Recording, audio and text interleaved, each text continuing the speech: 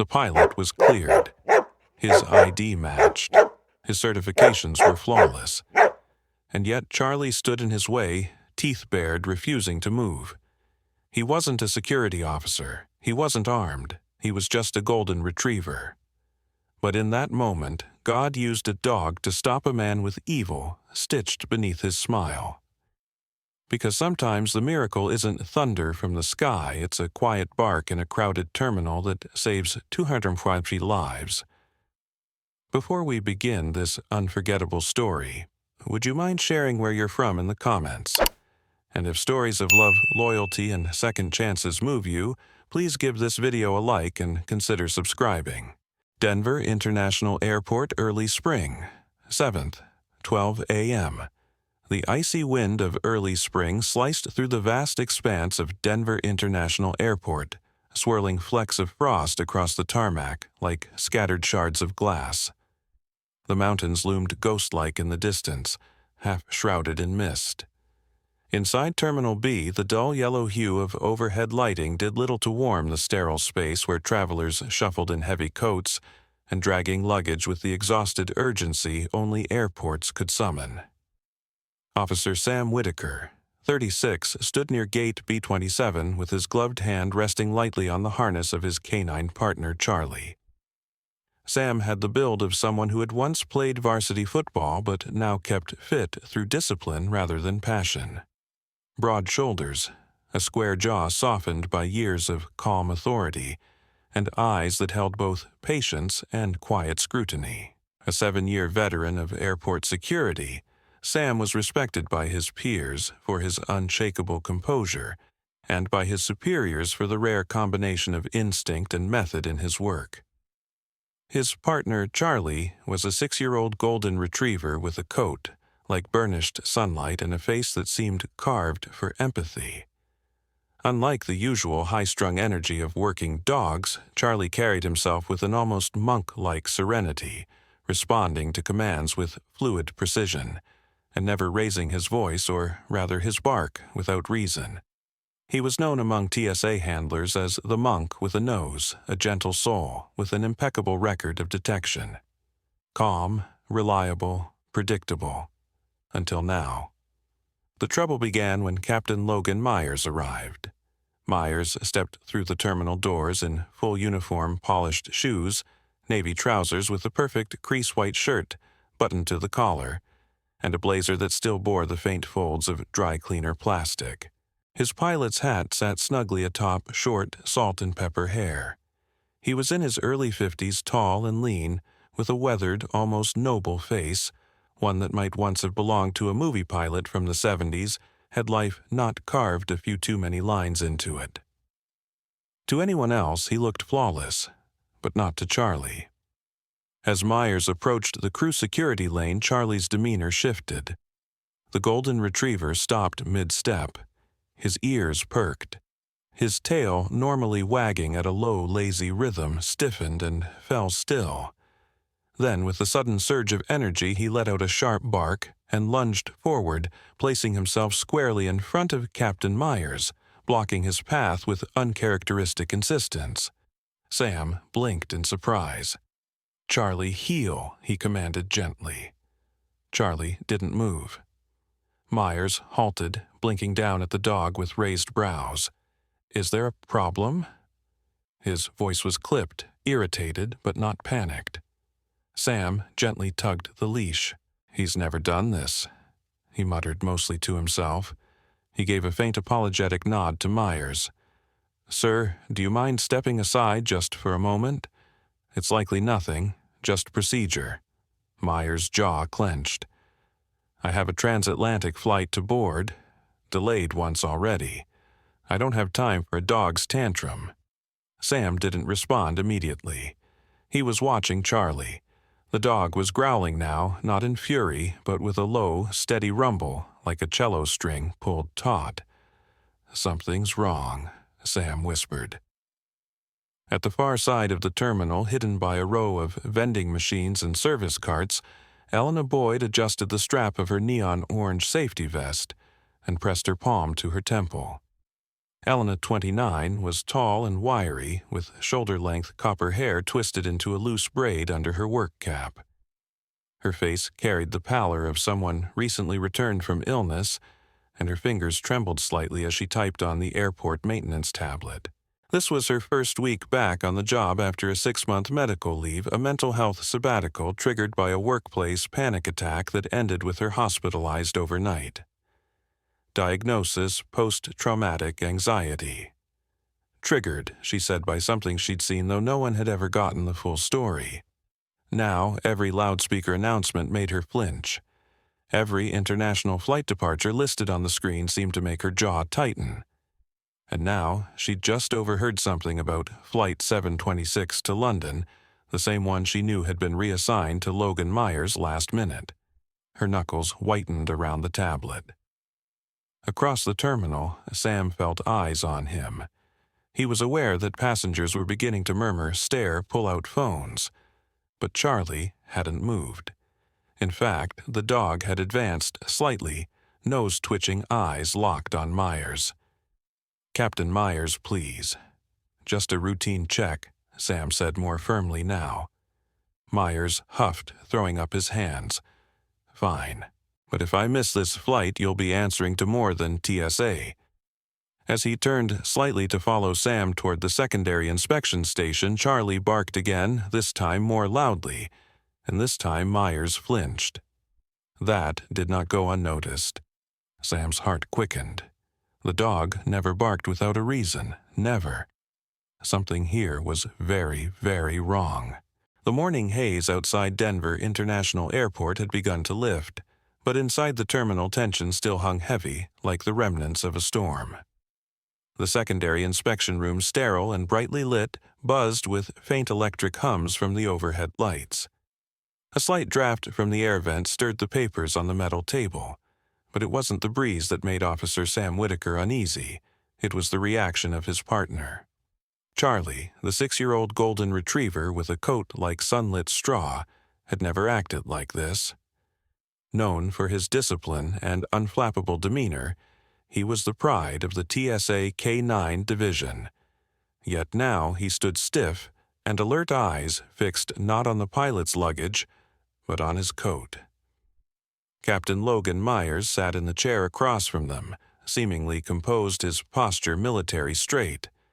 At 52, Logan looked every bit the veteran aviator trim build, clean-shaven with haircut to regulation, length streaked silver at the sides. His navy blazer lay folded neatly on the table, gold wings glinting on the lapel. A pristine image. And yet, Charlie's ears twitched as he stepped cautiously forward, nose hovering just above the fabric. Then, with a sudden jolt of certainty, he growled, low, steady, and direct. Sam narrowed his eyes.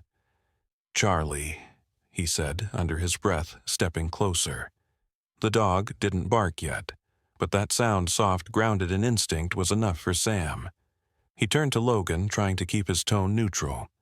"Captain, I'm going to need to inspect your coat." Logan shrugged with exaggerated calm. "Be my guest. I've been through tighter inspections flying cargo over Riyadh." Sam picked up the coat and turned it over, slowly inspecting the seams, checking the interior lining, then holding it up to the light. Nothing. He brought it closer to Charlie again. The dog sniffed the left sleeve, paused, but didn't growl this time. Sam returned the coat. "No visible anomalies.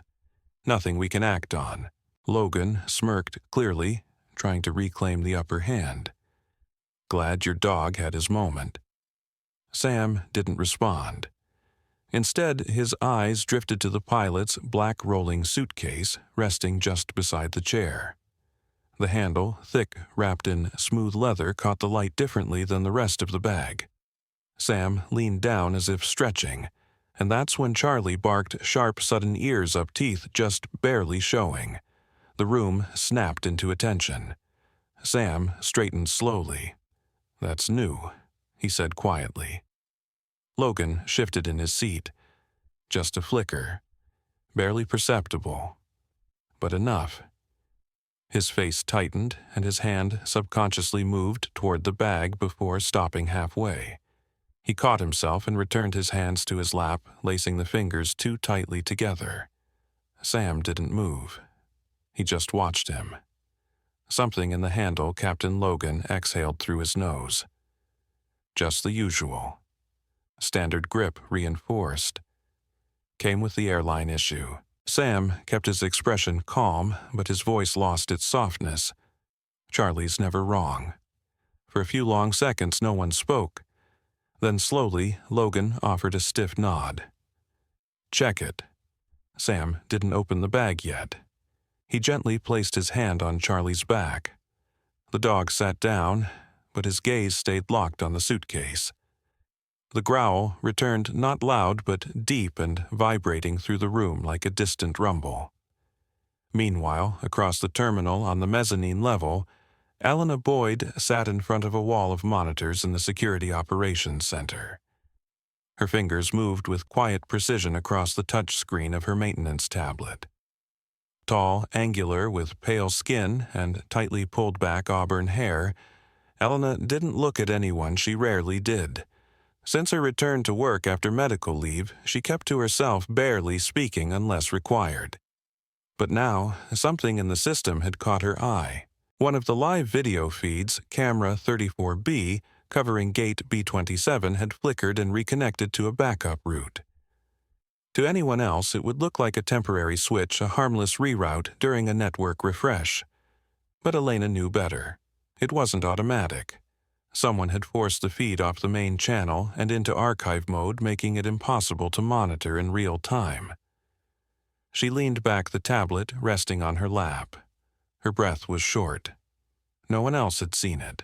Or, if they had, they didn't care. She could report it. But doing so would mean attention. And attention meant questions. And questions meant someone digging into her last panic episode where she'd insisted with trembling hands that someone had been tampering with the outbound security log hours before a passenger jet nearly clipped the radio tower due to navigation error. She wasn't believed then. Now her heart pounded. Not from fear, but from something colder recognition. She saved the footage silently onto a hidden folder on her tablet. Then she closed the window and returned to the main feed like nothing had happened. Her finger hovered over the alert button, but she didn't press it. The air in the security screening room felt heavier now, weighed down by the slow, deliberate movements of the two TSA officers who had just wheeled in the mobile X-ray scanner. The unit, boxy and metallic, hummed quietly as it powered up. Sam Whitaker stood to the side, arms crossed, watching with a face like carved stone. Beside him, Charlie sat alert, head high, his gaze fixed once more on Logan Myers' suitcase. Logan remained seated, the fingers of his right hand tapping rhythmically on his thigh. The pilot had stopped speaking minutes ago. His silence was no longer the confident quiet of a professional being inconvenienced. It was something colder, more calculating. The X-ray tech Daryl Min, a short burly man in his late 40s with a face perpetually sunburned from too many camping trips, positioned the bag beneath the imaging unit. Daryl had worked Denver International for nearly a decade, known for his no-nonsense attitude and tendency to hum country music under his breath when focused. Today, he was silent. Running the scan, Daryl muttered. The monitor lit up with soft hues of blue and green bones and wires rendered in ghostly contrast. Most of the bag appeared standard travel gear, folded uniform pilot logbook. But then, there, Daryl said, pointing to the upper corner of the interior lining. A thin, rectangular shape glowed faintly, no thicker than a credit card, nearly invisible, embedded in the seam. Not electronics we typically see, Daryl murmured. Charlie let out a low whine, leaning forward instinctively. Sam glanced at Logan. The pilot's jaw had gone rigid. Care to explain what that is? Sam asked quietly. Logan blinked slowly, his mouth twitching. No idea. That bag's been with me for years. Sam said nothing. He didn't need to.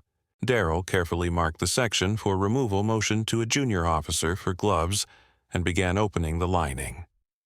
It took minutes filled with silence, broken only by the occasional tapping of a stylus on the digital screen as Daryl noted each step. Then he pulled out the object. Thin, flexible, no more than 2 inches wide, the strip had embedded copper threads and what looked like a microcell battery. It could have passed for a novelty tech gadget if not for the faint blinking light pulsing from its core. "That's not airline issue," Daryl said grimly. Sam turned to the security glass, meeting the eyes of his supervisor, Grace Hensley, who stood watching behind the one-way panel. She gave him a tight nod. "Bag it and log it," Sam ordered. In the confusion that followed, officers entering, protocols being initiated, Myers being asked to remain seated but not yet detained, no one noticed Elna Boyd slip out of the operations mezzanine unnoticed. She had seen enough. Back in a corner of the terminal's long-forgotten utility tunnel, where old communication wires once ran, Helena stood alone. Her tablet screen glowed in the darkness. With trembling fingers, she composed a short message. Suspected infiltration. Possible insider collaboration. Suggest immediate eyes on Gate B-27 and all outgoing international flight staff. Attached system log discrepancy and profile tag OPS G47. Sender anonymous. She attached the screen captures, encrypted the message, and sent it to an address she hadn't typed in nearly 3 years. TIPSIFBI, Gov. Then she dropped the tablet to her side, her breath shuddering. Elna Boyd hadn't always been like this, nervous, withdrawn, wary of even friendly smiles. 5 years ago, she had been a top systems analyst for an aviation contractor known for her razor-sharp logic and sarcastic humor. But that changed the night she stumbled into a private security briefing held off record during a maintenance cycle at LaGuardia. She overheard terms she shouldn't have. Vanguard Sun, Clean Point Protocol, primary contacts, secondary shadows. Curiosity led her too far. She asked too many questions. 2 weeks later, she received a recruitment opportunity, an informal invitation masked as a consulting job. She refused. The next day, her apartment was broken into but nothing stolen. A month later, her contract was suspended under vague behavioral inconsistencies. No formal accusations, just whispers. Ghosts. So she disappeared.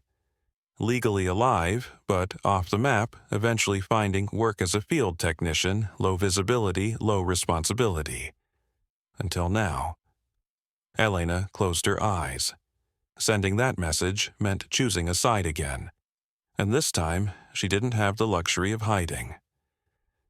Meanwhile, back in the screening room, Captain Logan Myers was being escorted to a secure holding area. Sam followed 2 steps behind his hand, still resting on Charlie's harness. "None of this proves anything," Logan muttered as they walked. "You're operating on instinct and a dog's bark." Sam didn't reply.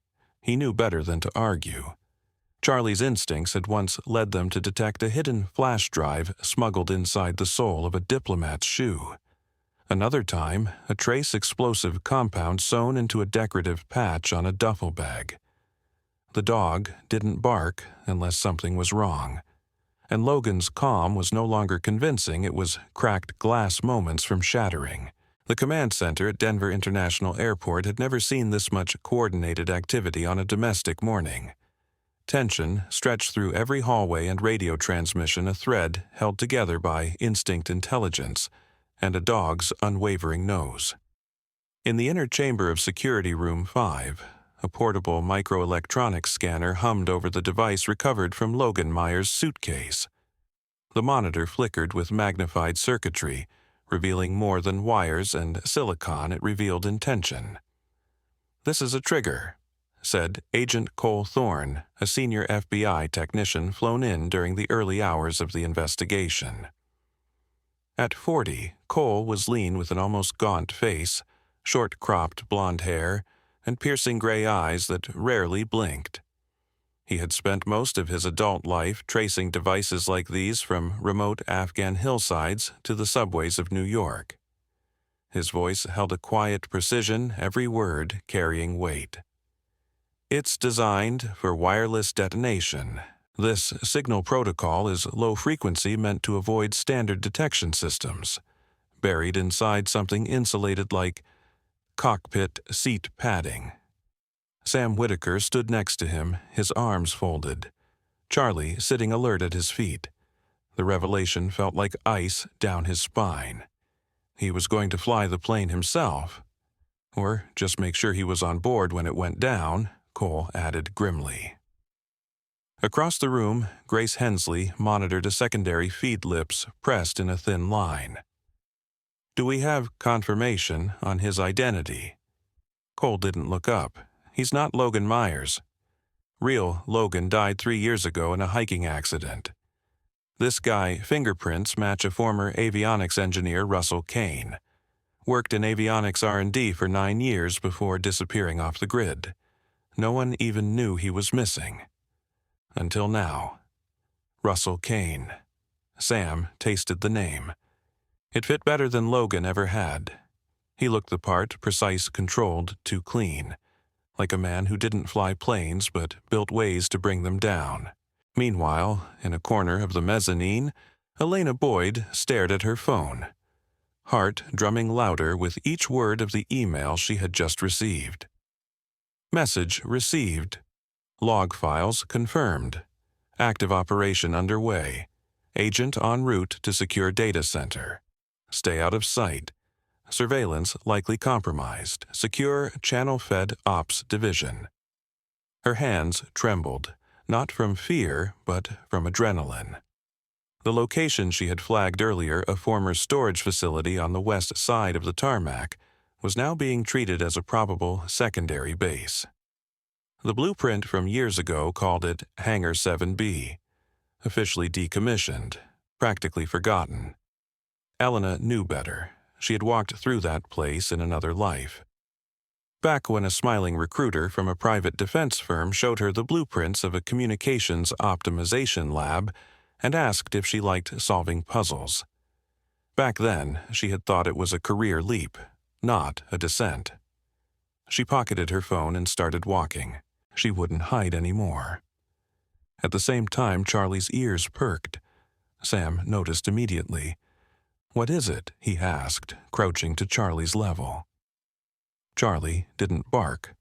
He stood, took a sharp turn, and trotted toward the far end of the corridor where a secured steel door led to the underground tram access used by baggage crews. Sam followed, pausing only to signal to Grace and Agent Thorne. "He's got something. I'm going with him." "Take a tactical unit," Grace ordered without hesitation. And Elena Boyd get her eyes on the facility's legacy blueprints. Minutes later, Sam, Charlie, and a tactical team led by Lieutenant Marla Reeves moved through the half-lit baggage tunnels. Marla, a stocky woman in her late 30s, with dark skin, braided hair, pulled under a tactical cap, and a history in urban SWAT, carried herself like someone who didn't take orders lightly unless they were the right ones. She had heard of Charlie, of course. Everyone had. But this was her first time following a dog's lead instead of a chain of command. They reached the service lift that led to Hangar 7B.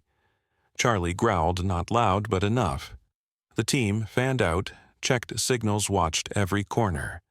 Elena arrived with an old blueprint in hand. "There's a maintenance shaft under the hangar," she told Sam. It was designed for cooling units. No one ever sealed it off after they shut the place down. If someone wanted to smuggle electronics in or out without crossing scanners, that's where they'd go. Marla nodded. "We go quiet, room by room." The team descended into the access tunnel led by Charlie. The air grew colder, the walls narrower. Faint hums of machinery buzzed beyond the concrete.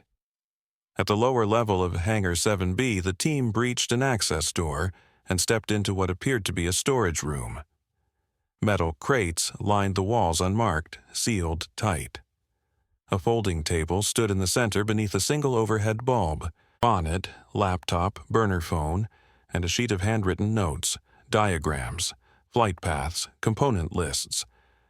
Charlie froze, then growled toward the crates. Sam stepped forward and opened one. Inside more devices, identical to the one found in Russell Kane's suitcase. 15 of them. Some disassembled, some fully wired, waiting for distribution. Agent Thorne arrived moments later, panting. "We have confirmation. These devices match components flagged in international investigations tied to a group known as Vanguard Sun. This," he motioned to the crates, "isn't just part of a plot. This is their distribution point." Sam looked around the room. The files, the parts, the dead quiet. And Charlie, who had already known. The sun was rising in long golden shafts over Denver International Airport, casting a warm, forgiving light on the terminal's polished floors. For the first time in days, the atmosphere inside felt almost ordinary again. Boarding announcements echoed through the intercom, suitcases rolled across tile with comforting rhythm, and baristas scribbled names on paper cups with sleepy precision. But in a quiet corner near Gate B-27, the world still pulsed with the aftershock of what might have been. Charlie stood at attention in the wide hallway, his golden coat freshly brushed, catching the sunlight like a soft halo. A navy blue harness with a stitched gold badge rested across his back. Charlie, TSA K-9. His nose twitched every so often as people passed, but he didn't bark. He only watched. Beside him, Sam Whitaker adjusted the cuff of his crisp dress uniform. It still felt unfamiliar, stiff with ceremony. The patch on his sleeve now bore a silver laurel wreath, a symbol of commendation rarely awarded outside the military. His expression was calm but reflective, the kind of peace that only arrives after walking through fire and coming out changed. Today, they weren't patrolling. Today, they were being honored. In a closed-off security hall lined with uniformed officers, national officials, and press, Charlie had just received a Distinguished Service Medal for civilian K-9s, a title reserved for dogs who had prevented mass casualty events. The announcer's voice still echoed in Sam's memory. For unwavering loyalty, tactical precision, and the saving of over 200 lives, we recognize K-9 Charlie as a hero of the skies. There had been applause, camera flashes, and a brief moment when Charlie had looked up at Sam with his usual silent wisdom. Then the moment passed, and Charlie simply sat again as if saying, "We're not done yet." Elsewhere in the airport, Elena Boyd walked with hesitant but determined steps toward a federal vehicle parked just beyond the restricted security gate. Her pale gray hoodie and faded jeans were deliberately nondescript, but her posture, upright, composed, was different now. Next to the car stood Special Agent Teresa Raines, a woman in her early 40s with short black hair, dark tailored slacks, and an air of contained intensity. She had a voice that rarely rose but carried weight when it spoke. A decade ago, she had been part of an undercover counterintelligence op against an emerging extremist tech group. She knew what it meant to be hunted by shadows. "You ready?" Teresa asked, opening the back door. Elena nodded. "More than I ever thought I'd be. Your testimony's going to expose a lot. You okay with that kind of spotlight?" Elena paused, looking back at the terminal, at the controlled chaos, the voices, the endless motion of strangers chasing flights and coffee. Then her gaze settled far beyond it on the hangars in the distance, where a team had just finished dismantling the final remnants of a terror cell buried in the walls of a cargo bay. "I used to think I was just one person," Elena said. "But then I watched a dog walk straight into a trap and refuse to leave without the truth." Teresa gave a small approving nod. "Good, because we need people like you." As the door closed behind her, Elena leaned back into the seat, eyes steady, no longer looking over her shoulder. Meanwhile, back at the terminal, Sam stepped away from the podium and into the quieter parts of the concourse. Charlie walked beside him, harness loose, but ears still alert. "You know they want us in D.C.," Sam muttered, giving Charlie a sideways glance. "National Aviation Security Academy. Full training consultant offer." Charlie said nothing, of course, but his tail swished once in reply. "They said they're starting a program modeled on you. Dog-led threat detection with handler trust protocols. You'll have interns." The tail swished again. Sam smiled faintly, the expression tinged with awe and disbelief. "You ever think we'd end up here, partner?" They paused at the wide window near gate B-29. Beyond the glass planes taxied slowly across glistening tarmac. The sky above was a deep, unbroken blue, clean open alive with possibility. No one around them knew what had been stopped just days before. No headlines could truly capture it. The world turned on oblivious to the terror it had just missed. But Charlie knew, and Sam knew. They stood together like silent sentinels guarding something far greater than any single flight, guarding the fragile fabric of trust between people and skies. Somewhere behind them a child laughed. A gate opened. A plane lifted from the runway, its engines humming a note that rose into silence. Charlie's eyes followed the path upward, his reflection caught in the glass. A guardian, a keeper, the one who had refused to let a pilot board, and in doing so had saved the sky. Sometimes miracles don't come in flashes of light or heavenly voices. Sometimes they come on 4 paws, wrapped in golden fur with a heart full of quiet courage. Charlie didn't speak, didn't argue, didn't try to convince anyone. He simply stood his ground when no one else saw the danger. And in doing so, he saved hundreds of lives. Maybe that's how God works too. Not always loud, not always obvious, but always present through the loyalty of a dog, the conviction of one brave technician, or the still small voice that tells us when something is not right. In a world full of noise and distraction, sometimes faith looks like listening, trusting, and standing firm. In our daily lives, we may not face international conspiracies or hidden threats, but we do face moments that require us to trust our instincts, to act with love, and to protect what matters. Let Charlie's story remind us heroes come in all shapes, and sometimes the smallest bark can stop the greatest storm. If this story touched your heart, please take a moment to share it with someone you love. Comment below with your thoughts, your prayers, or simply write Amen if you believe God still works through the unexpected. Subscribe to our channel to hear more stories of courage, faith, and hope. And may God bless you and your family today and always.